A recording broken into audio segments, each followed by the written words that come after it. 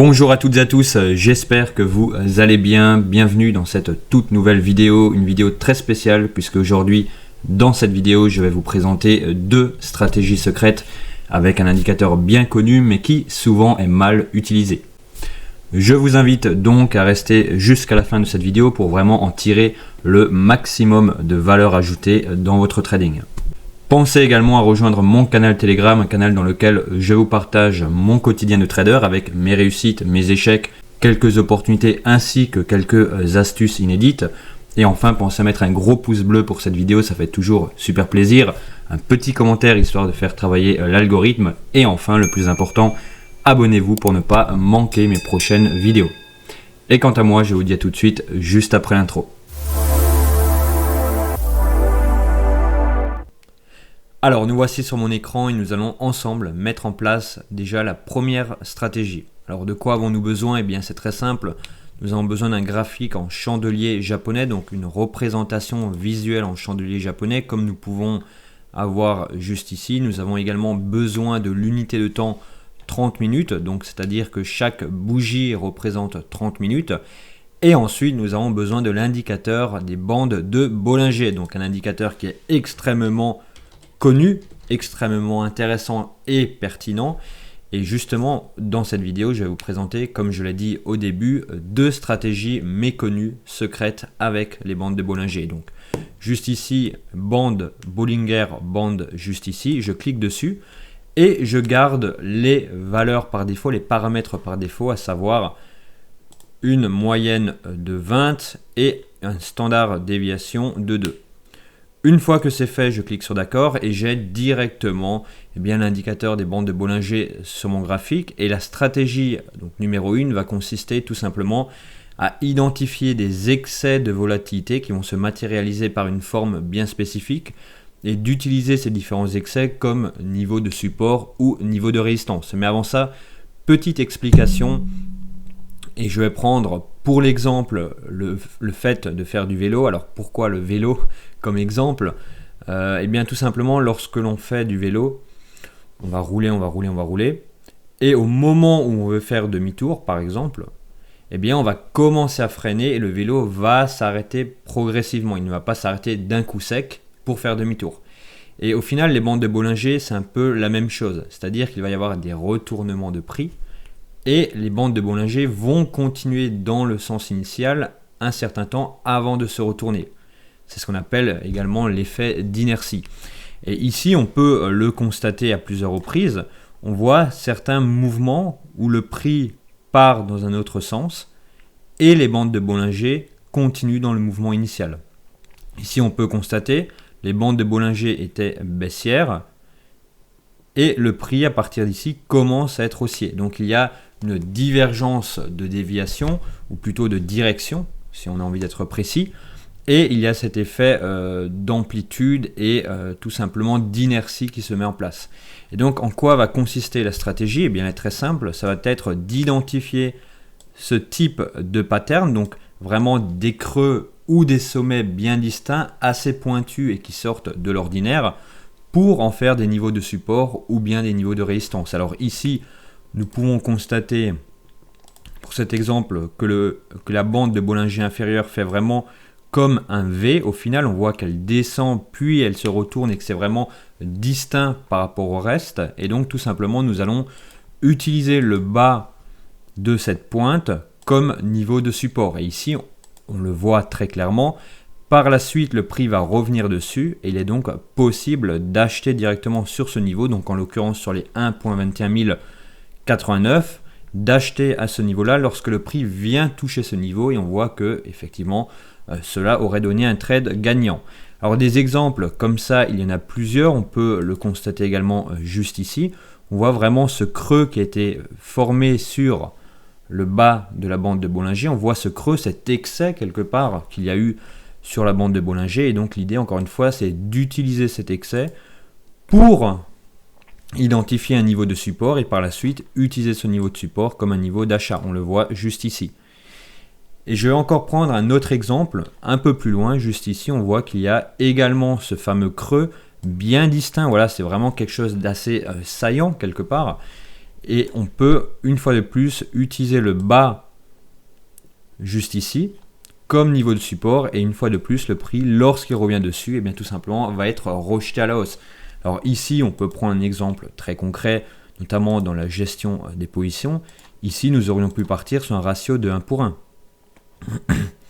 Ici, nous aurions également pu partir sur un ratio de 1 pour 1.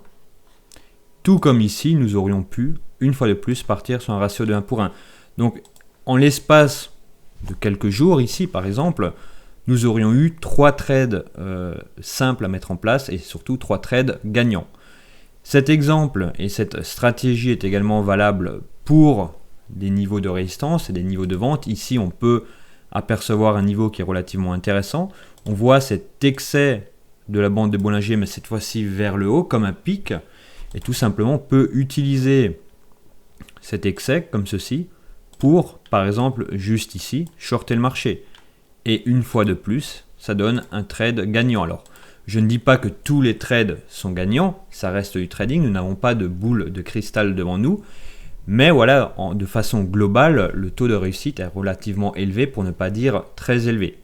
Donc ça, c'était vraiment pour la première stratégie. Alors on peut l'appliquer sur le Forex, on peut l'appliquer sur les indices, sur les matières premières. Mais il est vrai que sur le Forex, c'est vraiment très intéressant, que ça donne encore une fois de très bons résultats.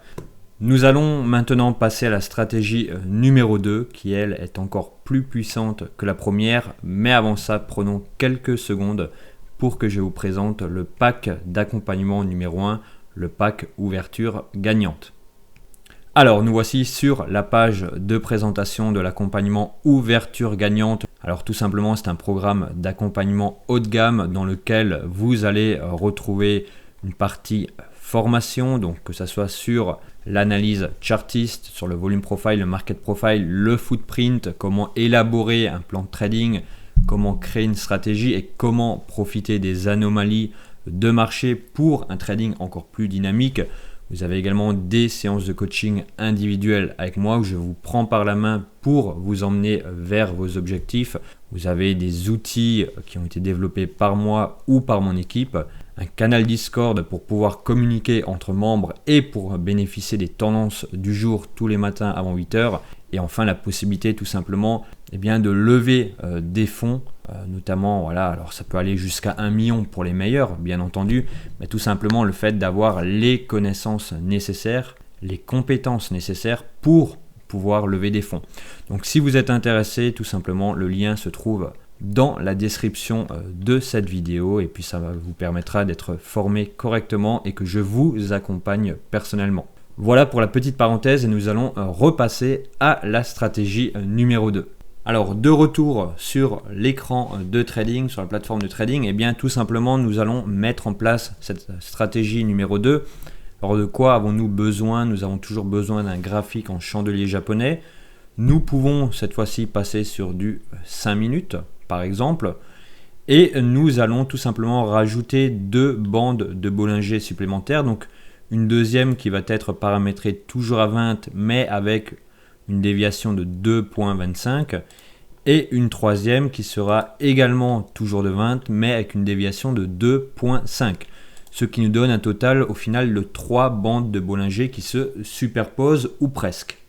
Alors pourquoi je dis presque? Eh bien c'est tout simplement là la subtilité de cette deuxième stratégie, c'est que nous allons utiliser la différence d'amplitude entre les 3 bandes de Bollinger pour définir où en est la volatilité et est-ce que nous sommes à la fin d'un potentiel mouvement directionnel. Alors ici nous avons un exemple qui est très parlant, donc toujours sur le GBP/USD. Ici nous pouvons constater qu'il y a eu une très forte baisse et au final on ne sait pas forcément quand cette baisse va s'arrêter. Par contre nous avons quelques indices, nous avons déjà un premier indice avec une bougie qui ouvre à l'intérieur et qui clôture à l'intérieur des bandes de Bollinger, donc de la première bande de Bollinger, la 20 déviation 2. Et ce que nous avons surtout, et là c'est vraiment le cœur de cette deuxième stratégie, c'est que nous avons un écart qui se forme qui est important entre la première, la deuxième et la troisième déviation. Par exemple, à ce moment-là, on peut constater qu'entre la première bande de Bollinger, la première déviation, Et la troisième, nous avons un écart de 6 juste ici, alors que durant la descente, tant qu'il y avait cette accélération baissière, eh bien, nous étions sur des écarts de 2 voire 2,5 grand maximum. Donc lorsque nous avons par exemple le prix qui baisse drastiquement de cette manière, que nous arrivons par exemple, alors à titre d'exemple bien entendu, sur un support avec une configuration de retournement, pour pouvoir valider potentiellement une entrée ici ou tout simplement valider le fait que nous sommes à la fin de cette baisse, eh bien nous pouvons mesurer l'écart qu'il y a entre les différentes bandes de Bollinger, entre les différentes déviations pour se faire une idée si au final la volatilité qui était présente est en train de diminuer. Et ici c'est le cas, on voit encore une fois qu'un écart type qui est de 6 de mémoire, contrairement à 2 voire 3 juste ici. Donc ici nous sommes bien dans la fin d'un mouvement et donc potentiellement dans un mouvement de retournement ou de correction. Voilà pour cette deuxième stratégie. Alors nous avons pris cet exemple, mais nous en avons plusieurs tout au long des journées qui se succèdent en trading. Nous avons également un exemple qui se trouvait juste ici. Voilà, on le voit à ce niveau-là. On voit les bandes de Bollinger, les déviations qui commencent à s'écarter à ce moment-là. Et effectivement, il y a un ralentissement, il y a même une latéralisation. Alors après, le prix continue, mais tout de même, on peut observer déjà un premier ralentissement du prix avant le fameux retournement. Et au final, si on extrapole encore un peu plus, on pourrait très bien identifier une latéralisation, une réintégration, puis le mouvement inverse. Voilà pour cette deuxième stratégie. Nous arrivons donc déjà à la fin de cette vidéo. Encore une fois, si vous souhaitez être formé, être accompagné, prenez soit un rendez-vous téléphonique, soit rejoignez directement le programme Ouverture Gagnante. C'est à vous de choisir, mais dans tous les cas, je serai très heureux de pouvoir vous accompagner. Prenez soin de vous, soyez prudents sur les marchés et je vous dis à la prochaine.